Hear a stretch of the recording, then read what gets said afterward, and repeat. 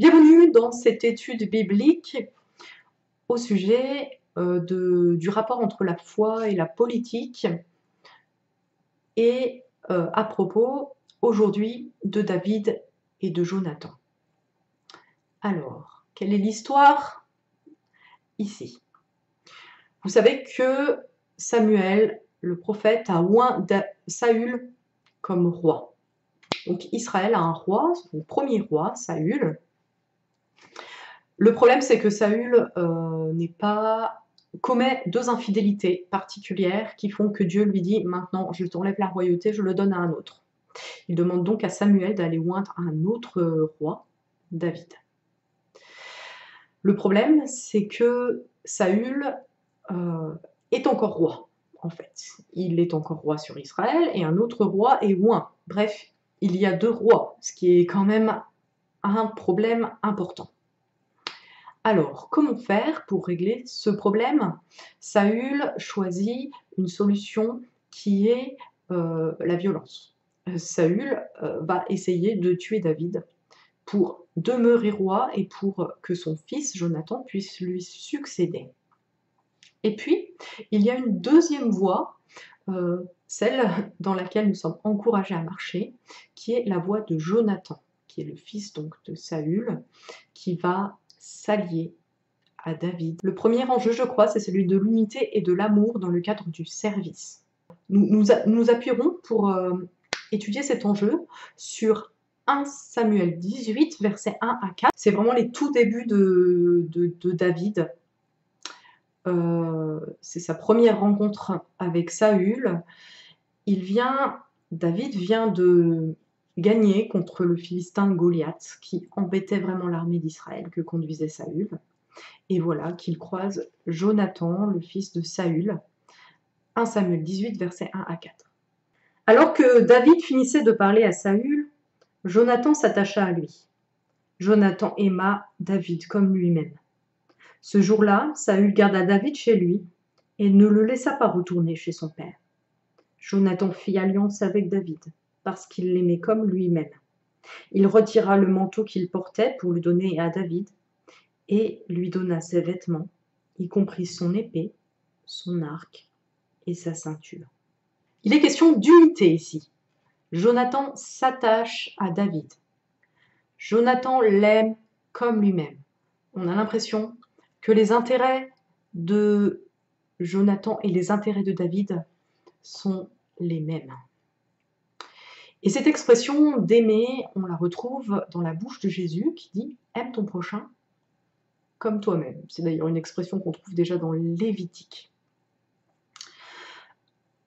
Aimer son prochain comme soi-même, c'est avoir conscience de l'unité que nous avons les uns avec les autres. Nous sommes liés les uns aux autres, nous avons des intérêts en commun et donc nous devons nous aimer, c'est-à-dire travailler à l'intérêt de l'autre. Aimer, c'est pas forcément profiter de l'autre, l'aimer bien, l'apprécier, etc. Dans le contexte de « aime ton prochain comme toi-même », qui est une expression qui est reprise ici en fait par rapport à David et Jonathan, c'est travail au bien de l'autre, fait grandir l'autre. Voilà que Jonathan comprend que son intérêt et l'intérêt de David et l'intérêt probablement de la nation d'Israël sont en jeu. Il désire que David soit roi. C'est ce qu'il montre en donnant toutes ces choses. Il montre qu'il lui donne en fait son autorité, qu'il lui donne le pouvoir qu'il aurait dû avoir. Et cela implique que Jonathan comprend en fait. C'est un petit peu comme si Jonathan comprenait que l'intérêt du peuple, que son intérêt était là, et que derrière cela se trouvait le choix de Dieu en fait. L'intérêt du peuple, c'est d'être conduit par celui que Dieu a appelé pour cela. Et il se met donc au deuxième plan. Il sera là pour le bien des autres. Et donc si cela implique qu'il ne soit pas roi, eh ben, il l'accepte. Il le dit très bien au chapitre 23 de 1 Samuel, le verset 17. Jonathan dit à David, alors que ce dernier est persécuté par Saül. N'aie pas peur, car mon père Saül ne parviendra pas à t'attraper. Tu régneras sur Israël et moi je serai ton bras droit. Mon père Saül le sait bien aussi. Donc on voit bien que Jonathan a conscience que c'est David qui est appelé à être roi, que c'est lui qui tiendra bien cette fonction et qu'il est prêt à l'aider à être son bras droit. Même si pour cela, il doit s'abaisser et accepter d'être l'aide, en fait, de David, même si c'est lui le descendant de l'ancien roi. Alors, cela pose, je crois, la question du pouvoir politique et des fonctions que nous tenons dans le monde politique ou dans des associations ou même dans l'Église. Est-ce que nous servons parce que nous désirons être à notre place et nous désirons servir vraiment la communauté à laquelle nous appartenons parce que nous pensons y être appelés? Ou est-ce que nous voulons des places pour avoir du pouvoir, un sens dans notre vie, avoir une place, avoir de la considération? C'est vraiment une question qu'on peut se poser parce que bien sûr, on se dit bien sûr, moi je sers dans l'église, c'est vraiment un service, je sers Dieu, etc. Mais en fait, c'est pas si facile que ça. Par exemple, quand on a une fonction pendant très longtemps et ben, c'est pas facile de la quitter, on le sait très bien. C'est pas quelque chose de simple parce que ça nous a donné une position, ça nous a donné une influence et on peut peut-être, discerner plus ou moins que quelqu'un d'autre est appelé à nous remplacer, mais on n'a pas du tout envie que les choses changent et c'est pas facile pour nous. De la même manière, certains ont la place de ceux qui ne font rien dans l'église justement, qui se laissent conduire par les autres et cette place, eh ben, elle peut être, nous être agréable et on peut souhaiter la garder toute notre vie. Mais peut-être que Dieu, va nous appeler à autre chose et est-ce qu'on est prêt alors à quitter notre confort pour, prendre la place que lui nous donne? Et ben, l'amour, c'est ça, en fait. L'amour, c'est se donner pour l'autre et renoncer à ses propres prérogatives. Et c'est cet amour-là qui nous est montré en Jésus-Christ, qui est mort pour que nous vivions et qui est ainsi notre serviteur, le modèle de notre service. Voilà donc une discussion qu'on peut avoir sur nos difficultés à vivre cela, sur comment le vivre. Le deuxième aspect, c'est celui de la protection. Nous pouvons voir cela au chapitre 20, à partir du verset 12 jusqu'au verset 17. Donc le contexte, lequel est-il? C'est le contexte de la persécution de David par Saül. Donc Saül va tout faire pour essayer de le tuer de multiples manières. Et puis, à un moment, David et Jonathan ont une discussion. Jonathan lui dit: «Non, ne crains pas, mon père ne veut pas te tuer parce que sinon il me le dirait». David lui dit: «Mais en fait, à mon avis, ton père, il veut quand même me tuer, mais juste il veut pas te faire de peine parce qu'il sait qu'on est amis. Et donc, voilà, il te le cache, mais en fait, il veut me supprimer». Et alors ils mettent ensemble au point un petit stratagème pour savoir si vraiment Saül veut tuer David afin de le protéger. Je vous lis donc ce passage qui est la deuxième mention de l'alliance entre Jonathan et Saül. La troisième mention se trouve au chapitre 23. Nous ne le lirons pas aujourd'hui. Jonathan dit à David: «J'en prends à témoin l'Éternel, le Dieu d'Israël. Je chercherai à connaître les intentions de mon père, demain ou après-demain. Dans le cas où il serait bien disposé vis-à-vis de toi, si je n'envoie pas quelqu'un vers toi pour t'en informer, que l'Éternel me traite avec la plus grande sévérité. Dans le cas où mon père trouverait bon de te faire du mal, je t'informerai aussi, et je te laisserai partir afin que tu t'en ailles en paix. Que l'Éternel soit avec toi comme il a été avec mon père. Si je reste en vie, veuille agir envers moi avec la bonté de l'Éternel.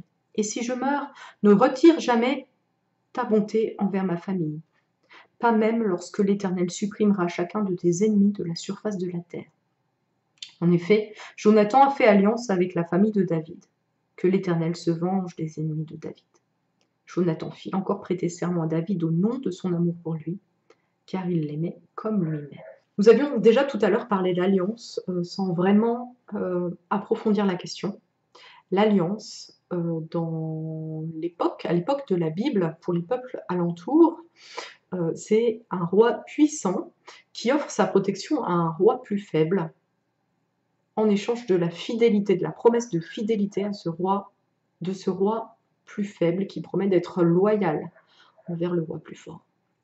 Là, Jonathan est le fils du roi officiel et il fait une alliance avec David. Et on voit bien qu'il s'agit de protection. Jonathan va tout faire pour que David ne soit pas tué par son père. Et en échange, David va lui promettre, quand il sera roi, de garder en vie les descendants de Saül et de Jonathan. Alors, c'est quelque chose d'assez étonnant à l'époque, puisque en fait, à l'époque, on le voit en 1 roi 15, par exemple, avec les rois d'Israël qui viendront plus tard. Quand il y a un changement de dynastie, en fait, c'est qu'un autre roi vient tuer le premier roi, il se met à sa place, et il tue tous les descendants du premier roi pour être sûr que ses descendants ne vont pas revendiquer le pouvoir. C'est quelque chose d'assez logique, c'est quelque chose qui se produit régulièrement. Et Saül est tout à fait conscient de cet enjeu, de même que Jonathan. On voit d'ailleurs ça en 1 Samuel 20, 31. C'est donc Saül qui dit à Jonathan « Aussi longtemps que le fils d'Isaïe, c'est David, sera en vie sur la terre, il n'y aura pas de sécurité ni pour toi ni pour ta royauté. » Donc voilà, dans le monde, c'est soit l'un, soit l'autre. Ce n'est pas pourtant pas ce qui va se passer ici. Du côté de Jonathan, on voit qu'il reconnaît, on l'a vu tout à l'heure, que David est celui qui est appelé par Dieu. Donc il y a ce respect de Dieu. Et de l'autre côté, du côté de David, il y a le respect de l'onction de Saül. Il y a cette idée que c'est Dieu qui a oint Saül, et donc il ne va pas forcer les choses, il ne va pas lui-même tuer Saül, il va patienter, confiant en Dieu. On voit ça en particulier dans 3 épisodes, en tout cas au moins 2.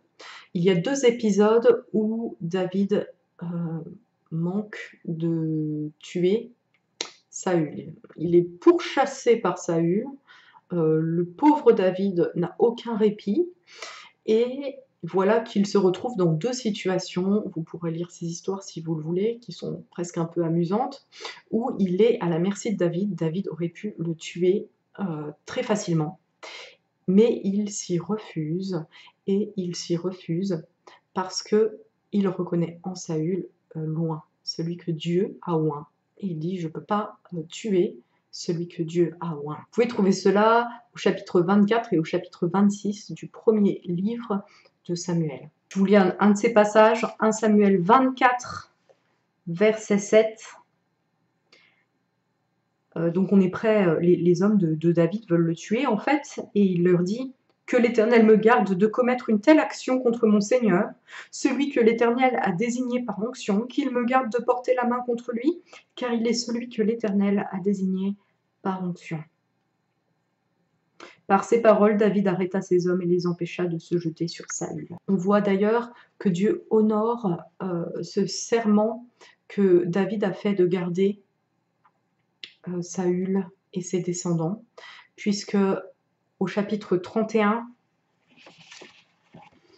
Saül et Jonathan vont être tués et David va vraiment pouvoir devenir roi.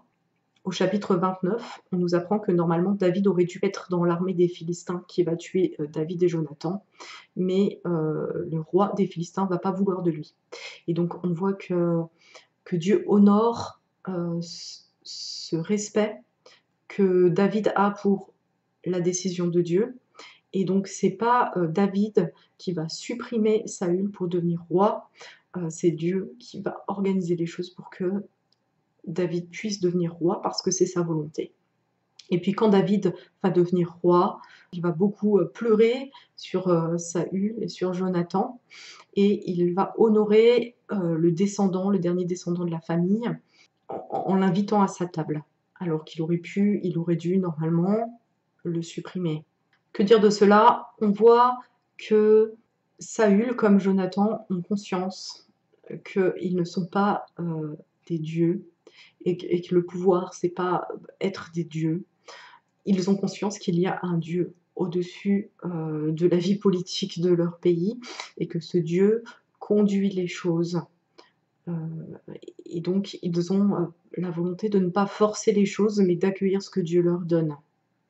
Alors, c'est une question qu'on peut se poser aujourd'hui face à ce qui se passe dans le monde. Qu'est-ce que ça change pour nous? Qu'est-ce que ça change dans notre considération de la politique, de se dire qu'au-dessus de tout ça, au-dessus des luttes de pouvoir, au-dessus des stratégies des uns ou des stratégies des autres, il y a un Dieu qui est souverain dans notre manière d'envisager, de comprendre la politique et les rapports de pouvoir qui se jouent dans le monde. Bonne étude biblique, que Dieu vous bénisse.